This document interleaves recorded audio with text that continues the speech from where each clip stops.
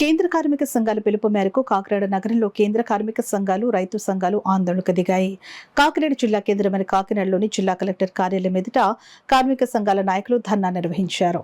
ఈ సందర్భంగా సిఐటియు జాతీయ ఉపాధ్యక్షులు జి బేబీ రాణి, ఏఐటియుసి జిల్లా ప్రధాన కార్యదర్శి తోకల ప్రసాద్, ఐఎఫ్టియు రాష్ట్ర ఉపాధ్యక్షులు జె వెంకటేశ్వర్లు, రైతు సంఘం జిల్లా అధ్యక్ష కార్యదర్శులు తిరుమలశెట్టి నాగేశ్వరరావు, అప్పారెడ్డి, ఐఎన్టీయూసీ జిల్లా అధ్యక్షులు తాళ్లూరు రాజు, రైతు కూలీ సంఘం నాయకులు రాజుబాబు, కౌలు రైతు సంఘం జిల్లా అధ్యక్షులు మోర్తా రాజశేఖర్, వ్యవసాయ కార్మిక సంఘం జిల్లా అధ్యక్షుడు టేకుమూడి ఈశ్వరరావు, కార్యదర్శి పప్పు ఆదినారాయణ, ఐఎఫ్టియు రాష్ట్ర కార్యదర్శి ఏసు తదితరులు పాల్గొని మాట్లాడారు.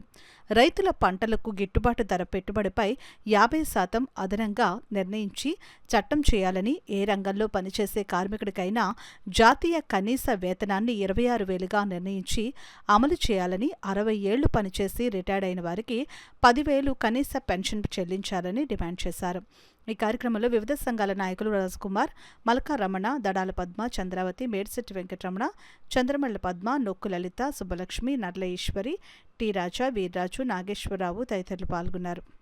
మీ యొక్క నల్ల చట్టాలను రద్దు చేస్తాను అని చెప్పిన వ్యక్తి ఈరోజు వాటిని మళ్ళీ తిరిగి అమలు చేయడానికి ప్రయత్నం చేస్తున్నాడు.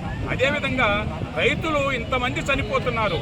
ఏ ఒక్కరికి కూడా 10 రూపాయలు ఏదన్నా లోను ఉంటే మాఫీ చేయమంటే చెయ్యనటువంటి మోడీ ప్రభుత్వం ఈరోజు దాదాపుగా 16 లక్షల కోట్ల రూపాయలు అదానీకి, అంబానీకి లోన్లు మాఫీ చేసి వాళ్ళని అందరం ఎక్కించాడు.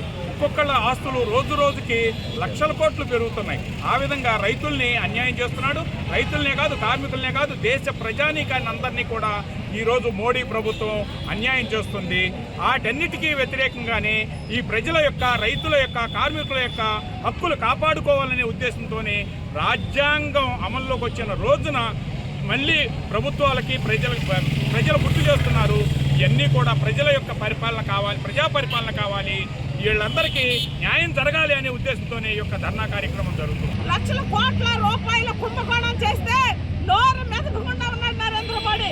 తక్షణం నరేంద్ర మోడీని, అలాగే ఈ రాష్ట్రంలో 1750 కోట్ల ముడుపులు తీసుకున్న జగన్మోహన్ రెడ్డిని తక్షణం అరెస్ట్ చేయాలి. గోధుమని ఎక్కడున్నా పట్టుకొచ్చే జైల్లో పెట్టాలి.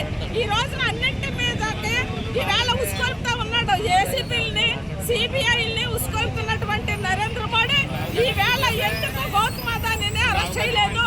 అలాగే అసెంబ్లీలో చంద్రబాబు నాయుడు గారు ఈ అసెంబ్లీ జరుగుతున్నప్పుడే ఈ కుంభకోణం బయటకు వస్తే ఎందుకు దాని మీద చర్చ పెట్టలేదో సమాధానం చెప్పాలి.